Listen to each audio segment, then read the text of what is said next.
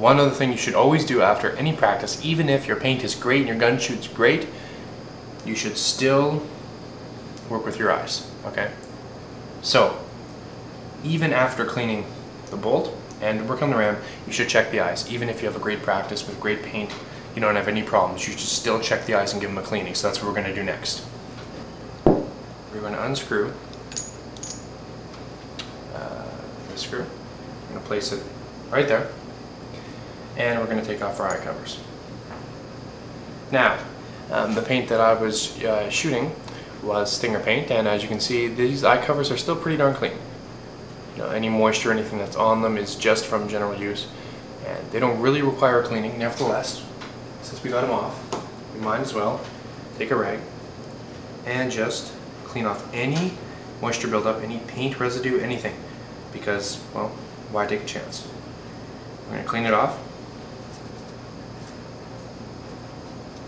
Now, one thing you should notice about these eye covers is the top part here is where what your detent pushes into, and as you can tell, it's wider than your actual detent, and so it does allow you for some adjustment left or right. We're going to show you the exact place to put a detent, which seems to work the best for most people.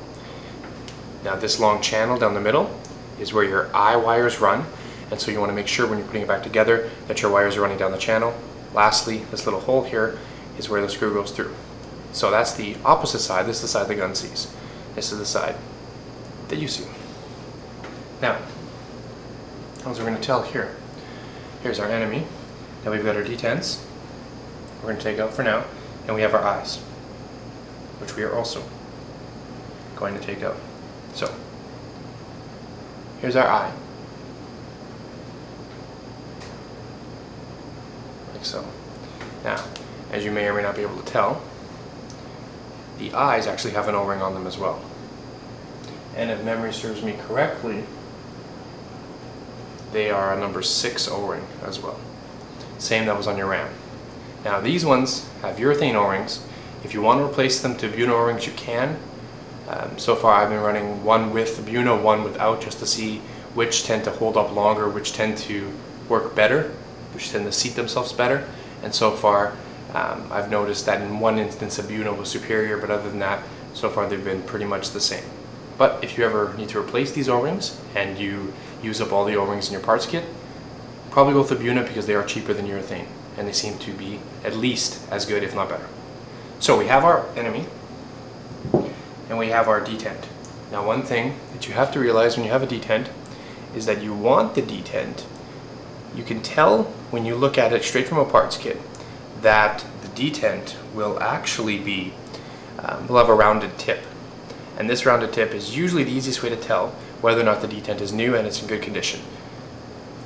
Some people have hit or miss experience with detents, but I found so far that as long as your detent doesn't have any major cracks, one way you can tell is just by taking your detent and bending it. Just take the end and just bend, just to see if there are any pieces that want to break off.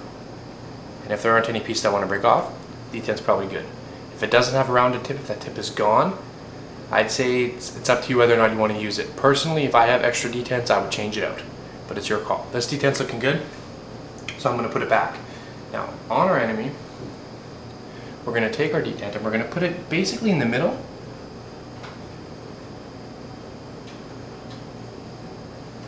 like so. So there's our detent now. Our eyes, we can wipe clean with a rag. This is the clear looking eye. We can clean it off, and then once we're done cleaning it, we can take it and put it back in its place. So we're going to just take our rag, we're going to wipe this down. If you have a lot of paint on your eye, you can pull the O-ring right off, like so, clean your eye, and then take your O-ring, and again, it just slides right over top, like so. Once you have it clean, all you have to do is place the eye back in the hole, and then just try to make sure that there's not a lot of slack in the wires. Make sure they're in the channel, and once they're in the channel, you can take your eye cover you can place it over top of the NME eyes. Now it's kind of difficult to do this while shooting it on camera, but you can't really get in here and see from above.